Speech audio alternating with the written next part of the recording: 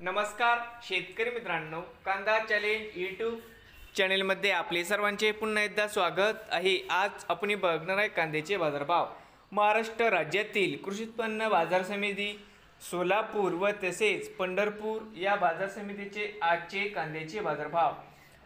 सर्व शेतकऱ्यांनी हा व्हिडिओ संपूर्णपणे बघा, कुठे स्किप करता।